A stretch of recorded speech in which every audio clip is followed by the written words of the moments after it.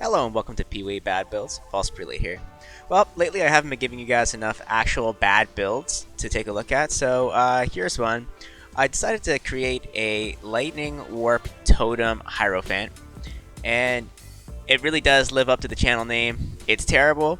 It does like 0 DPS. I don't know. I've done everything I can to boost the damage on this, and yeah, it just doesn't really work. So let's talk a little bit about like what I've done with this build. Basically, the idea was I wanted to use the Inward Eye Helm, which I think is really powerful, to scale damage with Energy Shield and mana. So the Hierophant gets lots of mana, and then also because you scale Energy Shield and Hierophant gets like flat percent of mana Energy Shield from the Ascendancy passive, I thought you could be able to get pretty defensive too, because you get a high energy shield pool. And so it made sense to gotta go with something like Skin of the Loyal. Skin of the Loyal has 100% increased global defenses, and Energy Shield is a global defense, so it works with the Inward Eye, gives about 30% increased damage, but it also works really well with the Hierophant passive. So that's how I'm able to get like 4k life, 4k ES, and then a ton of mana with Mind Over Matter.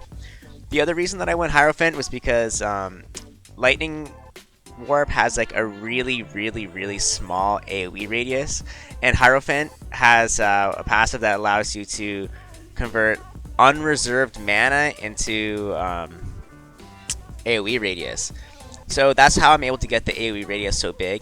And even with like, I think at this point in the video, I'm up to like 95% increased AoE or something like that without a skill gem. And I'm still only able to get what you're seeing on the screen, so not that great of area of effect radius.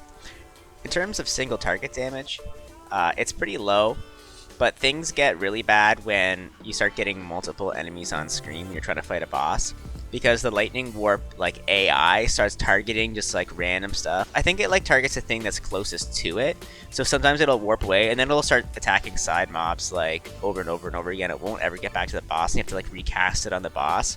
But like every time you recast it, it kind of like breaks the like spell cast, so you're like losing damage like every time you recast it, which is like, it feels really bad.